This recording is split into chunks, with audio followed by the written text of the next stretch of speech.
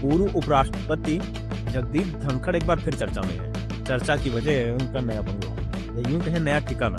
अब खबर है कि वो एक नए फार्म हाउस में शिफ्ट होने वाले हैं। वो फार्म हाउस जो कभी इंडियन अभय चौटाला का स्थान हुआ करता था। खैर, कहानी पे लौटेंगे, लेकिन उससे पहले जरा भूमिका बना लेते हैं धनखड़ को कि वो इंसान नहीं है जिसको दो शब्दों में बयां कर दिया जाए। समय के विराम में खोया वो दृष्टिपात है जो 1989 में पहली बार शुरू होता है। अब 36 वर्षों के समकालीन राजनीति के एक चौराहे पर उपस्थित है। लेख की दस्तक है हमारे सामने एक साधारण सूचना के रूप में नहीं आती, वो है एक इतिहास का पुनर्जागरण। वह समय जब राजस्थान के युवा नेता जगदीप धनखड़ ने अपनी राजनीतिक पहचान और मार्गदर्शन की छवि को संयुक्त राजनीतिक कदम से उजागर किया। उन्होंने हरियाणा के जाट नेता चौधरी देवीलाल को अपना गुरु मानते हुए राजनीति में कदम रखा, ठीक उसी तरह जैसे कभी मुलायम सिंह ने चौधरी चरण सिंह को अपना गुरु माना था। हालांकि कहानी अलग है, मुलायम सिंह ने किस तरह से बाद में खेल किया चरण सिंह के साथ, धनखड़ ने वो नहीं किया। वो अलग बात है कि लास्ट में धनखड़ के साथ खेल हुआ, वो सब जानते हैं, खैर उसके नहीं जाना है।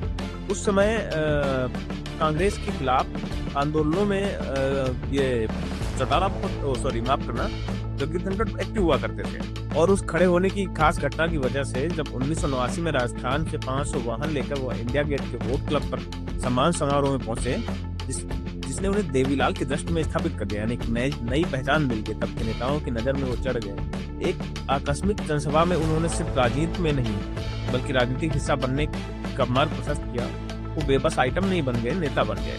ये केवल एक संगठनात्मक सहायक कार्य नहीं था, एक राजनीतिक शपथ थी। वो आध्यात्मिक वचन जैसा इतिहास की बुनावट और उनके गुरु शिष्य की नई उत्थान की कहानी है। साल 1989 वो साल जब राजनीतिक ध्रुवों के शिफ्ट होने का समय था। लोकसभा चुनाव की हवा में तड़प, भ्रष्टाचार की गंध और विपक्षी गठबंधनों की उपनाती लहरें, ये सब कांग्रेस के खिलाफ एक तटबंध था। उस दौर में कौंदियों से कहीं ज्यादा जनशक्ति, यही मायने में ऊर्जा है, यही सही मायने में ऊर्जा है। देवीलाल जो उस समय हरियाणा के मुख्यमंत्री जाट राजनीति के केंद्र में थे, विपक्षी जनता दल गठबंधन का नेतृत्व कर रहे थे। उनकी एक ताकत थी, किसानों से की जमीन से जुड़ी, ग्रामीण भारत की आवाज थे, जन जन तक उनकी पकड़ थी। ऋण मुक्त कीमतों पर नियंत्रण, ग्रामीण अधिकार जैसे मुद्दे उनकी राजनीतिक विरासत की नींव थे।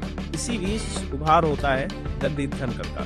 उभार वही कहानी है, वो क्लब पर जब 500 वाहन लेकर पहुंचते हैं तो ये उस टाइम में बड़ी बात हुआ करती है। इस कर्तव्य ने उन्हें नेता के सामने प्रस्तुत कर दिया। उस टाइम के जो नेता थे उनके लिए धनखड़ एक चमकते हुए सितारे बन गए और फिर राजनीतिक कर्मयोग से आर्थिक भावनात्मक जुड़ाव नजर पकड़ ली। खैर, कहानी आगे बढ़ती है। फिर चुनाव आया। देवीलाल ने धनखड़ को जनसंघ के बैनर तले झुंझुनू से चुनाव मैदान में उतारा, स्वयं प्रचार किया और धनखड़ विधायी प्रयासों से सफल हुए। यानी विपक्षियों को पहले ही चुनाव में ऐसी मार दी, किस्मत चमक गई। चुनाव के बाद वो संसदीय कार्य राज्य मंत्री बने, पहले वीपी सिंह सरकार में, फिर चंद्रशेखर सरकार में रहे। ये राजनीति केवल नियुक्ति नहीं थी, ये गुरु और शिष्य के संबंधों की सामाजिक मान्यता की पुष्टि। गुरु शिष्य का रिश्ता स्वाभाविक रूप से पारिवारिक समीकरण की रूपरेखा लेता है। अभय चौटाला देवीलाल के पोते और ओम प्रकाश चौटाला के बेटे, उनके लिए धनखड़ एक राजनीतिक परिवार का हिस्सा जैसा बन गए। समय का चक्र चलना शुरू हुआ और उनकी राजनीति की गति तेज हो गई। आज 2025 में जब धनखड़ पंजाब से राजस्थान तक की राजनीति कथात्मक के बाद राष्ट्रपति के पद से इस्तीफा दे चुके हैं, दिल्ली में सरकारी आवास मिलने तक अभय चौटाला के फार्म हाउस पर शिफ्ट हुए हैं। खबर यही है कि अभी तक उनको नया आवास नहीं मिला है और यही वजह है कि उनको अभय चौटाला के फार्म हाउस पर शिफ्ट होना है, यानी उन्हीं जनों की तरफ फिर वापस लौट गए हैं जहां से उनकी शुरुआत हुई। ये मौका केवल एक राहत स्थल का नहीं बल्कि एक भावनात्मक, राजनीतिक और प्रतीकात्मक पुनर्मिलन का है।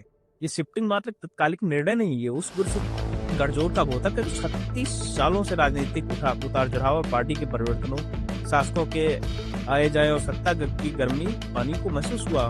खैर, अब जब मैं इस कहानी को बता रहा हूँ उसमें कई ऐसे शब्द हैं, कई ऐसे दौर हैं जो यकीनन आपने पहले कभी नहीं सुने।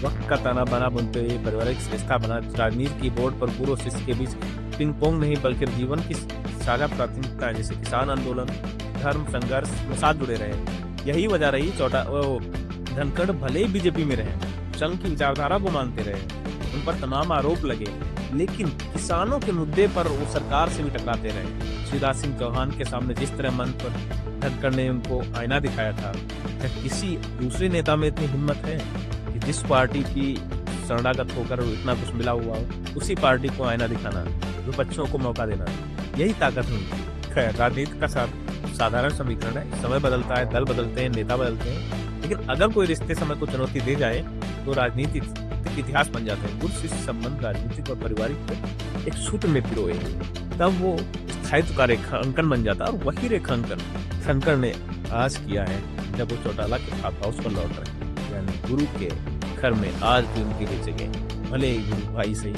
लेकिन जड़ों की तरफ ही लौटे हैं। तो इस कहानी में इतना ही। धन्यवाद। फिर मिलेंगे अगली कहानी में किसी और नए मुद्दे के साथ। तब तक के लिए विदा।